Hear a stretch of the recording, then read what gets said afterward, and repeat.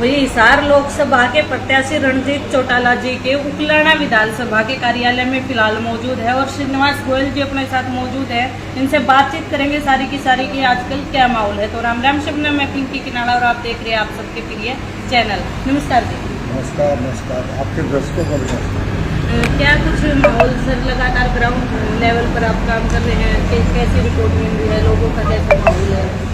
देखिए, जब से चौधरी रणजीत सिंह की घोषणा हुई है लोकसभा कैंडिडेट के नाते, लोगों के अंदर इतनी खुशी है कि चौधरी देवीलाल के जो पुत्र हैं, 3-4 भाई हैं, ये सबसे होनहार, सबसे बढ़िया, ईमानदार छवि के काम करने वाले मिलन साहब, ऐसे व्यक्तित्व के धनी तो चौधरी रणजीत सिंह जी।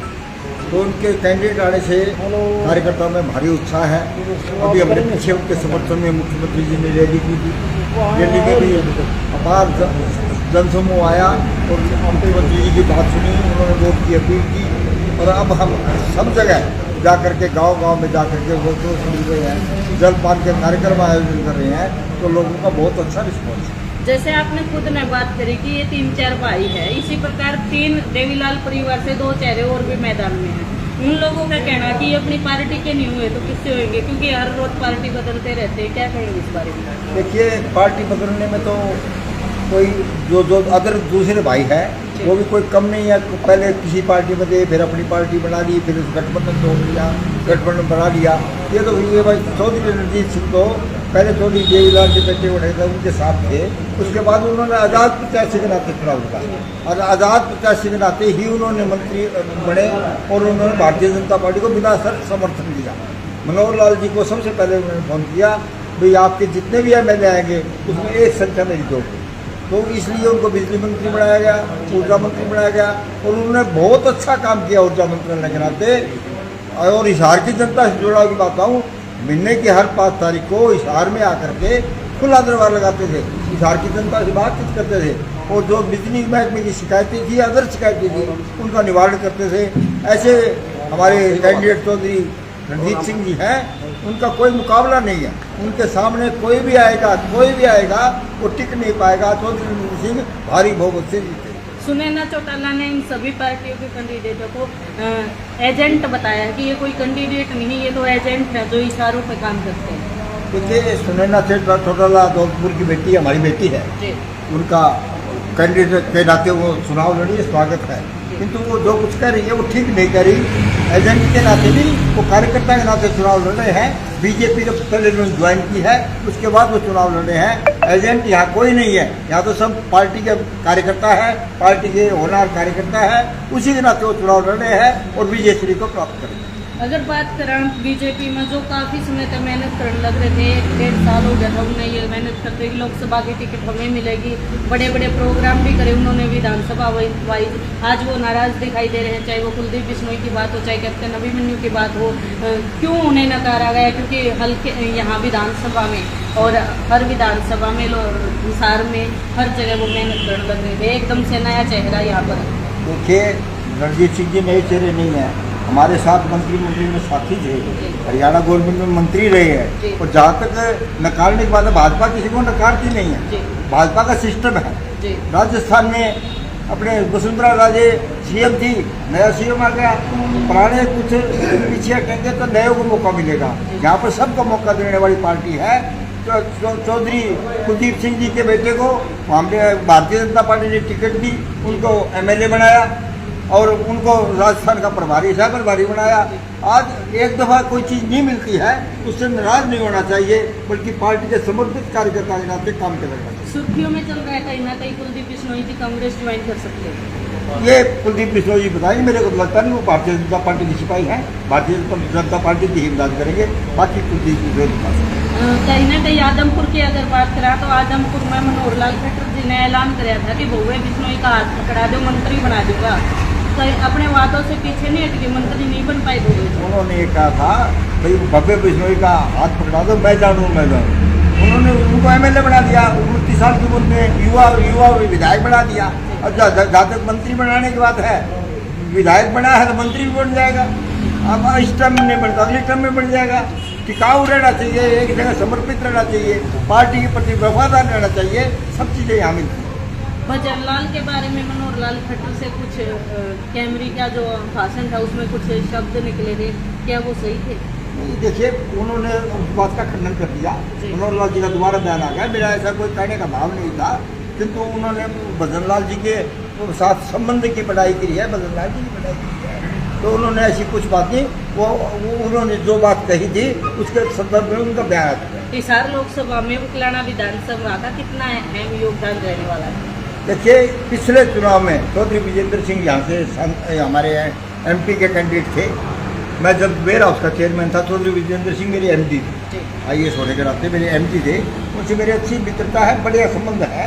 और वो जब यहाँ आए थे तो उस समय यहाँ से 19,000 वोटों से भारतीय जनता पार्टी जीती, उकलाना विधानसभा से 19,000 वोटों से जीती थी। अब वातावरण अच्छा है, काम पे कार्यकर्ता लगे हुए हैं, बूथ कमेटी हमने शुरू कर दी है, तो वातावरण भी बन रहा है। और बूथ पे वोट गिरवाने के लिए कार्यकर्ताओं की टीम को सक्रिय कर रहे हैं, वो टीम सक्रिय हो जाएगी। मुझे लगता है पहले जितने वोटों से जीते थे उससे ज़्यादा वोटों से उकलाना विधानसभा। आप लगातार बढ़ाइया करने लग रहे हो, ये हो जाएगा वो हो जाएगा बीजेपी की, लेकिन कहीं ना कहीं विरोध भी देख पा रहे हैं। विरोध क्यों, क्या कारण मानते हो, क्यों विरोध किया जा रहा है रणजीत चौटाला जी का? ये विरोध कौन कर रहा है? गाँव पाई दो तो चर्चा दो होते हैं। यहाँ भी हम जो विरोध करने वाले लोग हैं उनको सबको जानते हैं, कम्युनिस्ट पार्टी के, कांग्रेस पार्टी के। वो एक तरफ कांग्रेस पार्टी के कार्यकर्ता भी हैं, कम्युनिस्ट पार्टी के कार्यकर्ता भी हैं, और किसान बन के विरोध भी कर रहे हैं। तो किसान, असली किसान तो खेतों में लगा हुआ है, कोई सरसों निकाल रहा है, कोई सरसों बेच रहा है, कोई वहाँ पर गेहूँ बेच रहा है, कोई थ्रेसर लगा रहा है। असली किसान खेतों में है। यहाँ पर जो अदर पार्टियों के भेजे हुए लोग थे, भेजे लोग हैं, वो विरोध कर रहे हैं। उनके विरोध का कोई मैंने गाँव का आदमी कोई विरोध नहीं कर रहा भारतीय जनता पार्टी के साथ। नैना चौटाला भी मैदान में है और दुष्यंत चौटाला जी का लगातार विरोध हो रहा है, क्या ये सही है?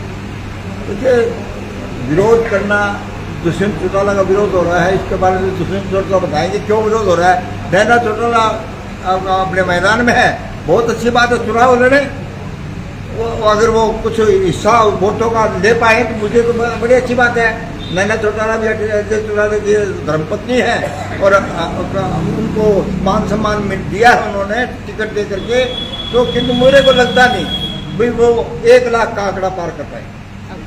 मेरे को नहीं लगता भी नैना चौटाला लाख वोट भी ले जाएंगे, मुझे नहीं। दोनों की सेम कहानी मानते हैं? देखिए, दोनों एक ही परिवार के हैं, दोनों एक ही परिवार के मुँह में हैं, और उनका जेठ, उनका ससुर चुनाव लड़ रहा है। रणजीत चौटाला का कोई मुकाबला नहीं है। रणजीत चौटाला चौधरी देवलाल के होनहार सुपुत्र हैं, रतन है, रतन। वो हमारे भारतीय जनता पार्टी के कैंडिडेट है, उनका मुकाबले में कोई टिकने वाला नहीं। सुर्खियों में बातें हैं कि विजेंद्र सिंह भी मैदान में आने वाले हैं, किस नज़र से देखते हैं? बड़ी अच्छी बात है। चौधरी विजेंद्र सिंह हमारे मित्र हैं, छोटे भाई हैं मेरे, किंतु 5 साल तक वो MP रहे।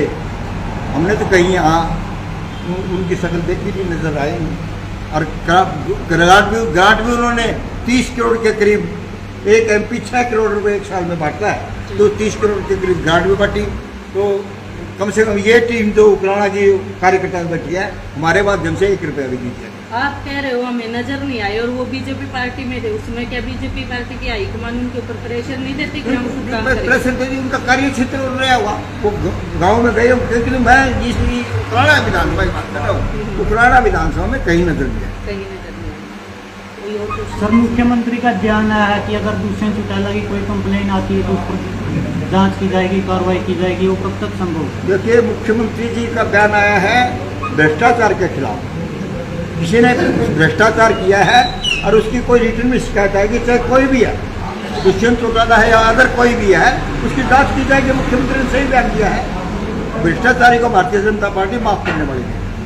सर, नलुआ विधानसभा के अंदर रणजीत चौटाला की एक जनसभा चली हुई थी, जिसके अंदर एक युवा छात्र ने कुछ क्वेश्चन किए थे, तो रणजीत चौटाला का कहना है कि ज़्यादा बकवास करने की जरूरत नहीं, आप बात जा सकते हो। इन वर्डों से आप क्या समझते हैं? देखिए, जनसभा कहीं चल रही है, अगर कोई सामने से भाषण कर रहा है, उसमें क्वेश्चन करके जनसभा को डिस्टर्ब करना अच्छा नहीं है। अगर उनको कोई बात करनी थी जनसभा के बाद, उनके पास बैठ के बात कर लेते। तो उन्होंने यही कहा भी बीच में मत बोल, अब मुझे भाषण करने दे। वो नहीं माना, उन्होंने कहा भी तू चुप हो जा, ऐसा करना ठीक है। उन्होंने अपनी तरफ से ये कहा मैं भाषण कर रहा हूँ, मैं बोल रहा हूँ, मेरे बोलने के बाद बात कर रहा। तो शिष्टाचार यही कहता है जब कोई नेता बोल रहा है, कोई मंच पे बोल रहा है, उसके सामने तो उसको क्वेश्चन नहीं करना चाहिए, उनके साथ बैठ के बात करते हैं। तो वही फिलहाल ये थे बीजेपी से अपने पास श्रीनिवास गोयल जी। आप सबको कैसे लगे इनके विचार कमेंट सेक्शन में जरूर बताइएगा। मिलेंगे नई जानकारी के साथ, तब तक के लिए।